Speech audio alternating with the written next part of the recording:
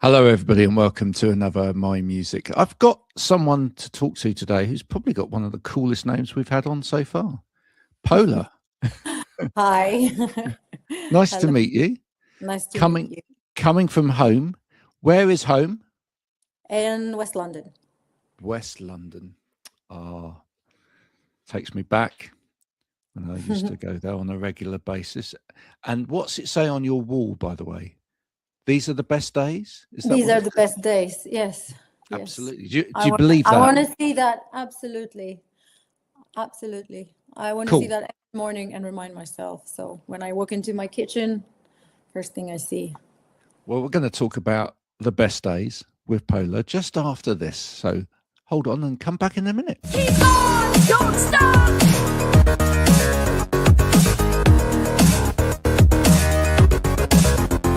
Keep on, don't stop.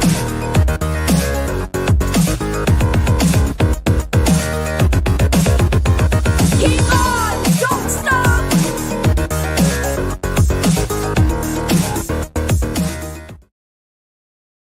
There you are. You may feel energized now, having seen the dancing cat. That's really cool. It's a bit of fun. It really is. So let's start with the name. It's a great name. Where did the name come from? You've probably been asked this a million times, but let's just. My name is Paulina. I Yeah. was named Paulina by my parents, but this was my nickname. Pola was my nickname from very early on. So the people in my life divide into two groups. There's the group that calls me Paulina, and there's a group that calls me Pola. So Paulina is probably friends and family from like primary school, and everyone that I've met after turning 20 years old, that's Pola. So I've got two names. Cool. Has anyone associated anything with the name over the years that perhaps you don't think the name actually means, or have you given it an association? I'll give you a clue. When I was growing up, I Yeah. followed a band called Marillion, and the singer was called Fish. But the reason why he was called Fish was actually different from what most people thought it was. People thought it's because he drank like a fish. He was a bit keen on the old. Well, everyone says Pola from Poland, so Right. that's what people think, but that's not the case. It's just No. it really was my like second name given by my friends and There peers. you go. So you have had that Yes, people have kind of like made that kind of totally. Yeah. assumption. Oh, Pola from Poland. That kind of gives it away where you're from. And Cool. Well, we've crushed it now. yes, That's never going to happen again, ever. Right? If people watch this interview now, it's not Pola from Poland, right? no. It's literally that nickname. Do you remember the first person that gave you the nickname? I think when I was working in a marketing agency in Warsaw, they started calling me Pola. I think they thought it was a really cool name back then, and I was just baptized for the second time. Look good on a business card. Yeah. Yeah, Oh, we're going to yes, send Pola to see you, exactly. Yeah, I think that could be something. Yeah, that was just a cooler name. Yeah. Paulina was old lady's name. Now, music was Yes. music always in your veins? Was it did you start at a young age in terms of Well, I listening was and born. making music? I was born into a very musical family, so everyone in my family is an artist, either musician or composer, painter, architect. There was no escape from art. Like I had an episode working in marketing company for a few years.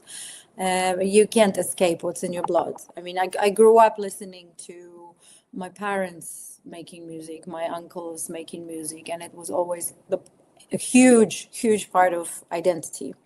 It wasn't easy because they were such excellent musicians. You always felt inadequate. Like my family is the first generation. My dad and his brothers, they are, I mean, exquisite musicians. So for us, the children, looking up to the first generation, we call them, it was daunting. Like, how will we ever catch up? Like, how can you ever match to that? Well, But it was okay. So amazing was there because ever you a have, time?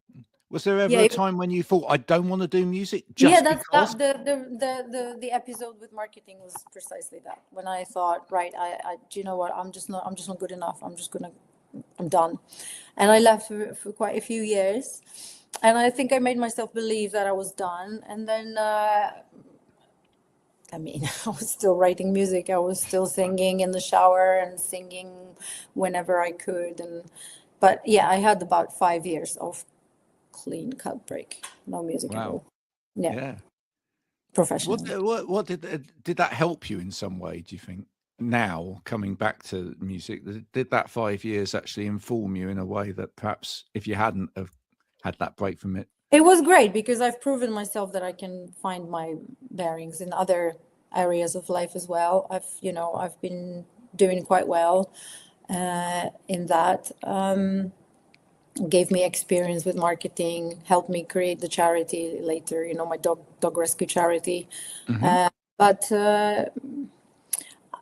I don't think I would have done it again because I feel like I've wasted some time as well. Like the best years to make music and the best years to grow, I've kind of given up on that back then. So I wouldn't have done it again. I don't regret it, but I would, knowing what I know now, I would have just been very consistent. That's interesting. For two reasons. One is a lot of making music these days, the music side of things, you don't need the marketing, but to get it out there, you need the marketing. So you've learned some really clever skills in that time. Yeah, totally. It's just that these were good days to, back then to work with labels and to Right. that kind of backing, whereas now you're expected to be the label, the marketing, the PR, the makeup artist, the stylist. Like you have to do all this. It's a very luxury, expensive hobby making music nowadays and getting it out there. It it, is. it, It it is. is. It's changed from what it was back in the day. But it gave you life experience, and in some ways, life is what you write about, isn't it? I mean, so if you Life don't go, and spirituality and yeah, emotion. Yes, absolutely. yeah. So if you don't go through it, then you can't write about it. So it's kind of, Oh, I've got so much to write about.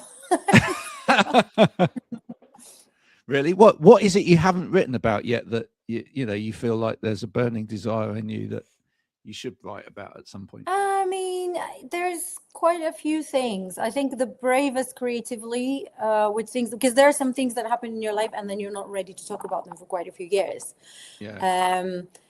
So the new album that just came out, Emerald Sea, these are songs written over the course of 10 years.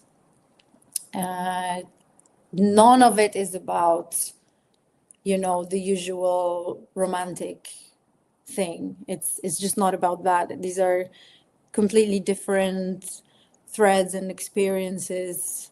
I would like to think it's a bit deeper than just, the shallow "I love you, you don't love me, and you broke my heart." Like I think we've had enough of that, and the world is in such place that you see also the shallowness of that kind of shallow love that is not really love, it's lust or it's wanting. But really we are in a place where, oh my gosh, we need love, but like real sacrificial kind of, the kind of love that God loves us with. Like that's that kind of thing. Is that another? You can be honest here, and I'll make sure they're not listening. But is that another reason why you felt like you needed to get out of marketing at the point where you got out of marketing? Because I mean, marketing these days, there's a lot of shallowness in it, wouldn't you say? There are good people everywhere. I don't think any. Oh, I love that as an answer. Like Well done. no branch of business has monopoly for shallow people. I mean, show business. I've been in the UK show business for quite a while, rubbed shoulders with many people. There are some really lovely, nice people, and there are just absolute, fakes. So it's in a way, I think show business can be more brutal. People are more fakey. I mean, everyone says "I love you" and they don't even mean it. Like it's just it's a weird thing. I don't think I belong in show business per se. Does anybody that belongs in show business think that they actually belong in show business? I'm not sure whether they actually do. Some people feel like a fish in the water, Yeah. as a Or, center of. or do they, or are they just kind of pretending that they do? No, you said you've No, met I some know lovely people. people. I know people who absolutely love it. Do you? Right. Okay. Yeah. Out of the people that you've met in show business that have been good people, can you mention any of those? I mean, you've recorded with some great people from show Mhm. business. Yeah. Yes. Who's been the most lovely person? The most lovely, I think the closest to me over the years, it must be John Altman, who is Emmy winning, BAFTA winning composer. He's been super supportive. He played on my first album. He was always there when I was writing songs. I could always send it to him, and he would help with ideas for arrangement. Or, he played saxophone on the new album as well, on the Ballerina track. Yeah. He wrote, I think he wrote 4 arrangements altogether. One of the songs, no, sorry, 5. 2 of the songs are on Emerald Sea. And 2 are due for release next year. 2 covers that we recorded in China with Andy Summers, actually. So there's, I love working with John, but he's very much like a family right now. What's the best bit of wisdom that he ever gave to you?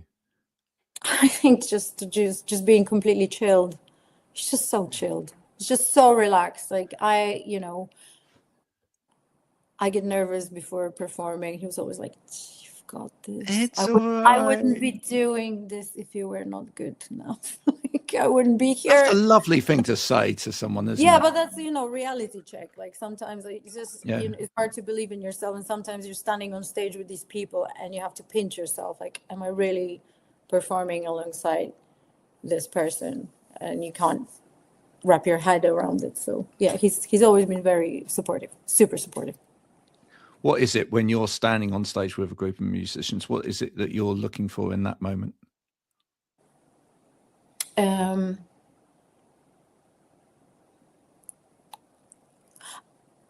I think a few years ago I was looking for people to give attention to me.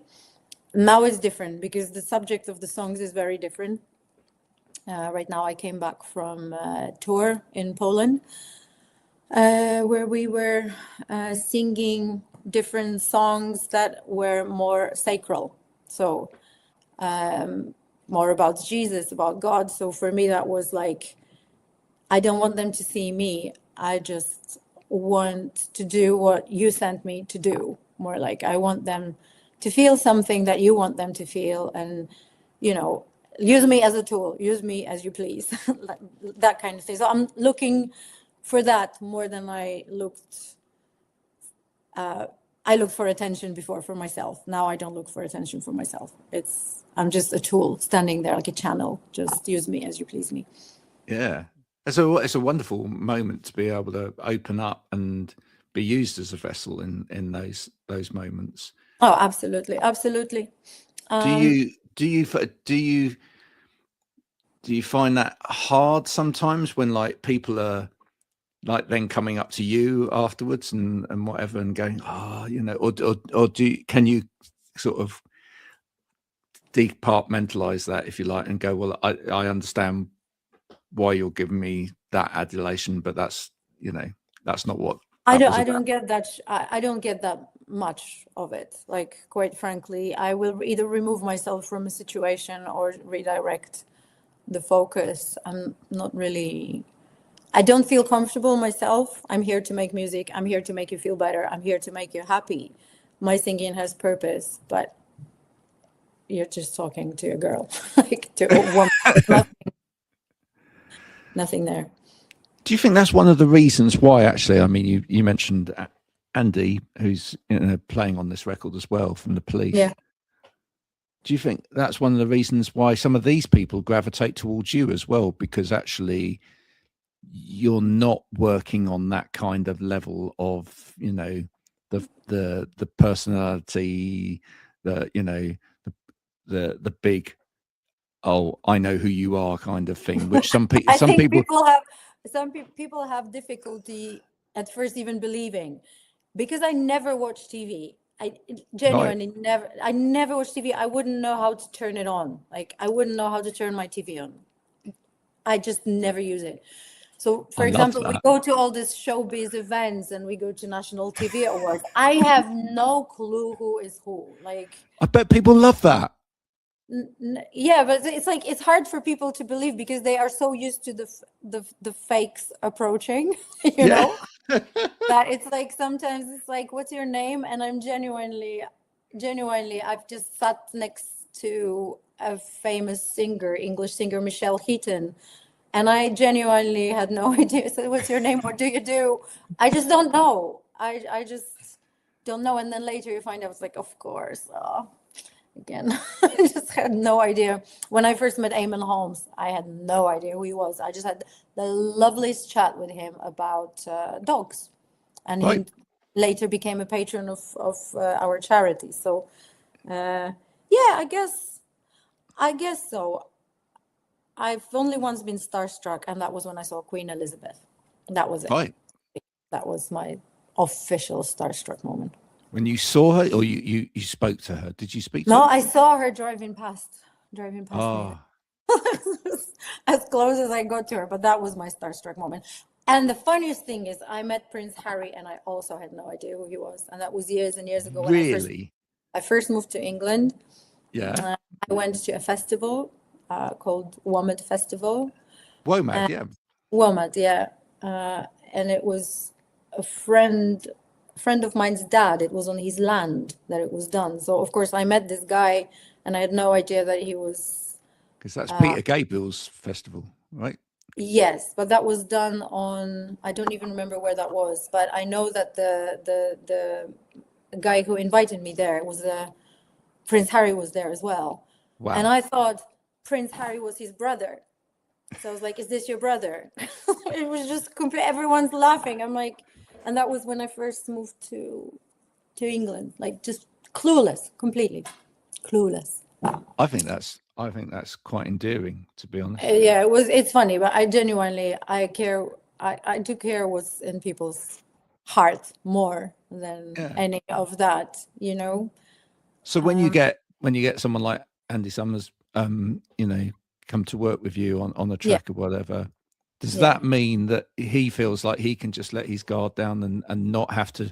I hope so. Yeah, no, I Yeah. hope so. We the fact that we were invited together twice to China it's a result of a huge coincidence. I mean, it was a huge coincidence. The first time I went to China was with John Altman.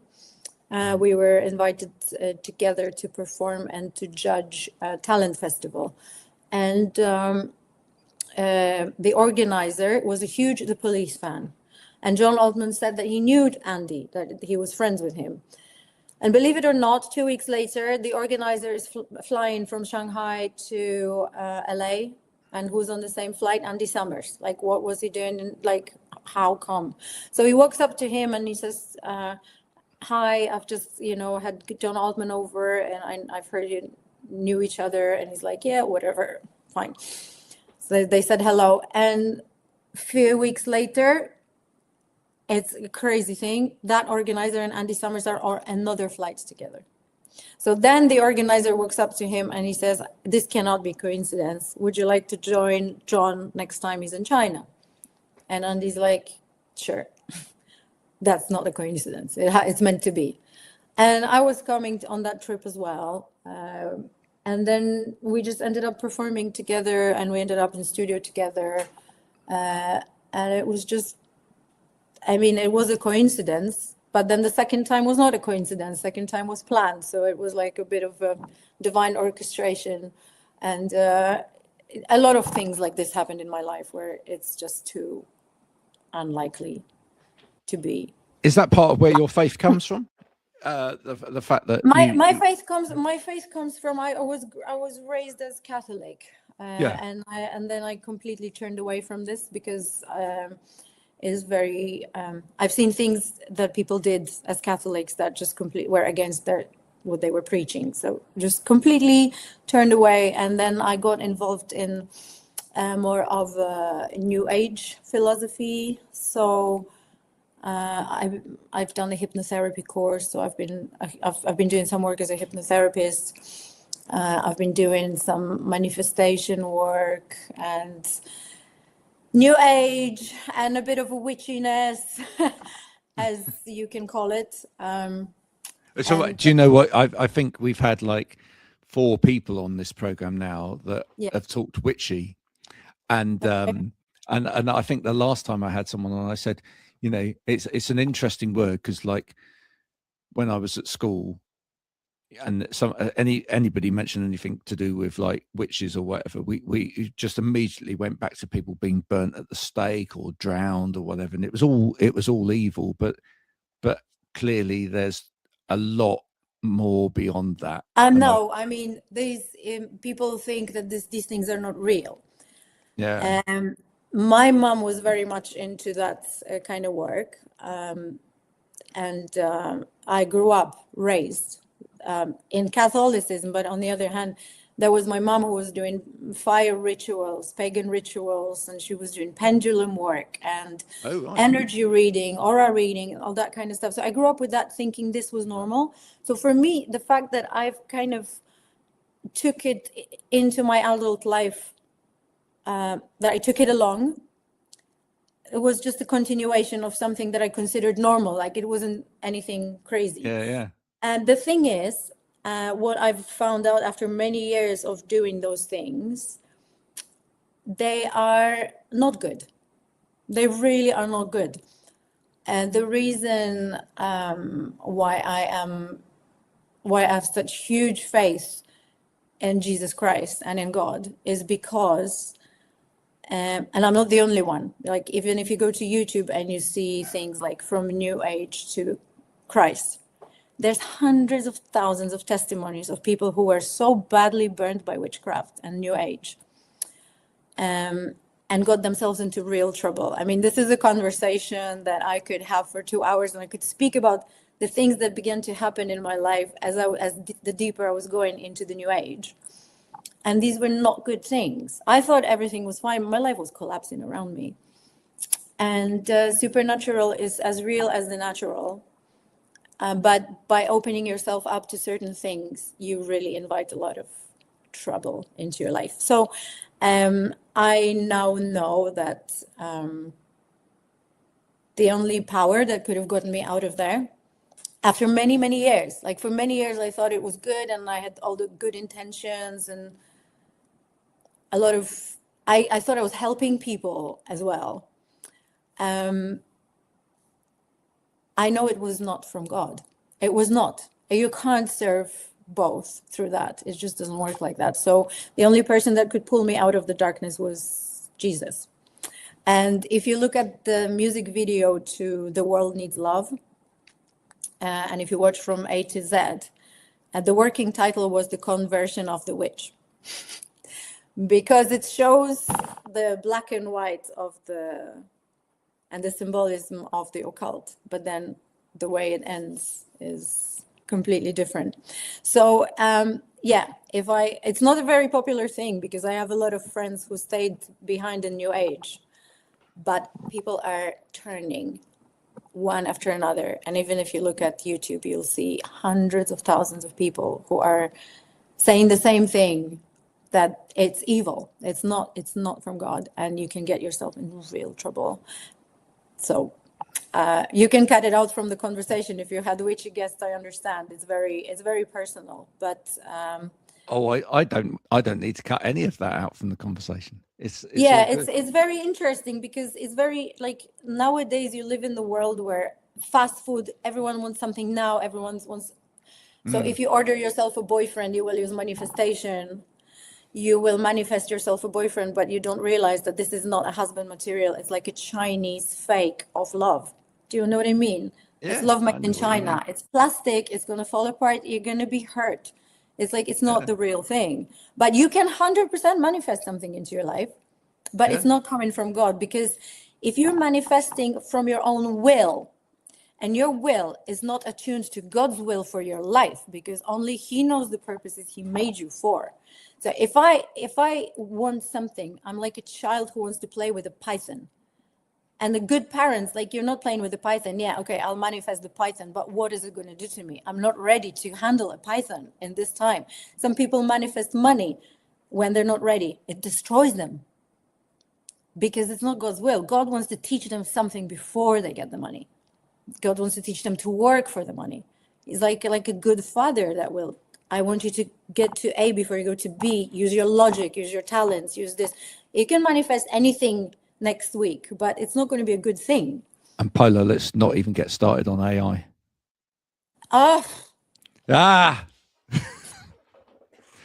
It was. my darling.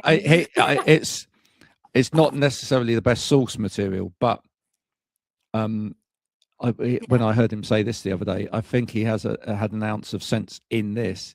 It was Jimmy Carr in one of his recent performances was asked about AI, and he said, put it this way. He said, God made us in his image, and then man wanted to make God in his image, so he made AI. Yeah, it's just true. Yeah. I mean, people are pumping this thing full of like, what do I do in my life? What should I do about this? What should I do about that? And what are they getting back?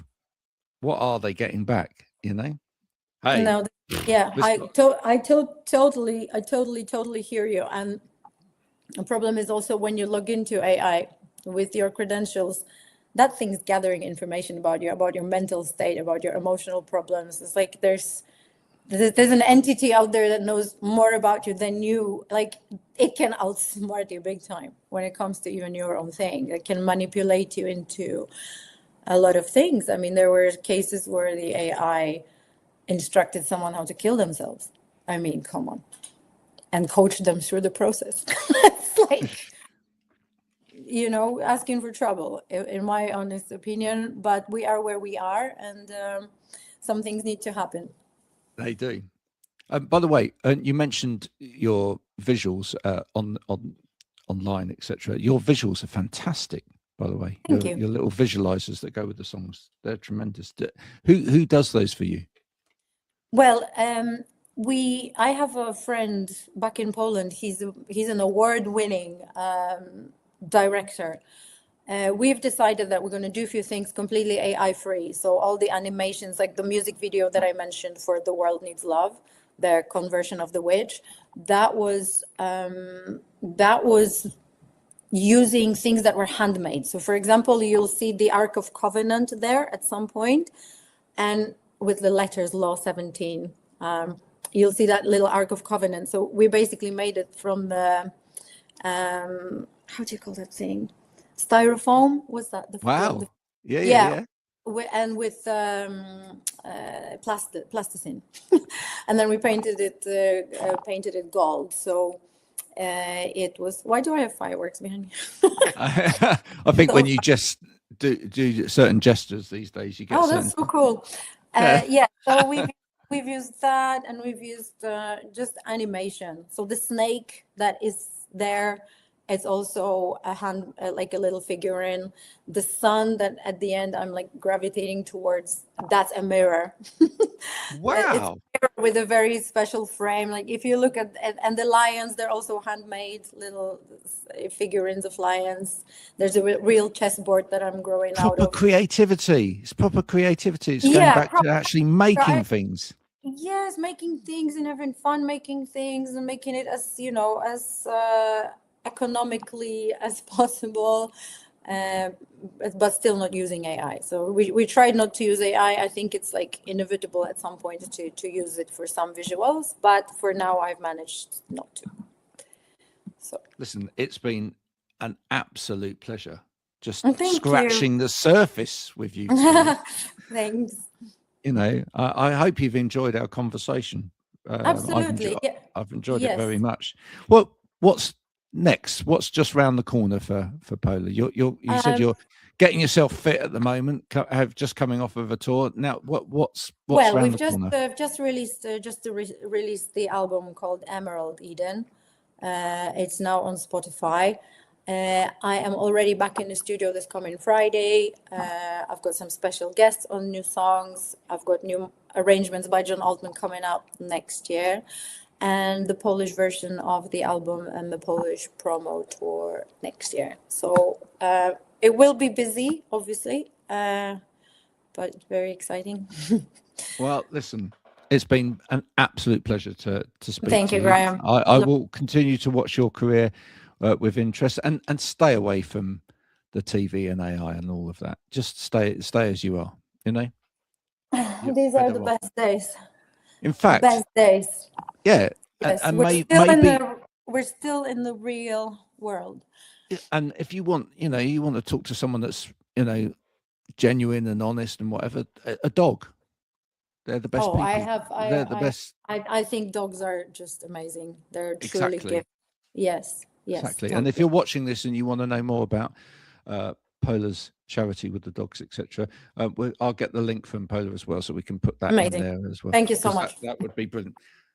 Thank you. Folks, thanks for listening. This has been the marvelous Pola. I hope you enjoyed our conversation. If you have, then please do go and share it with other people. We will be back soon with more My Music. But until Thank you. Pola Take care. Bye for now. Bye.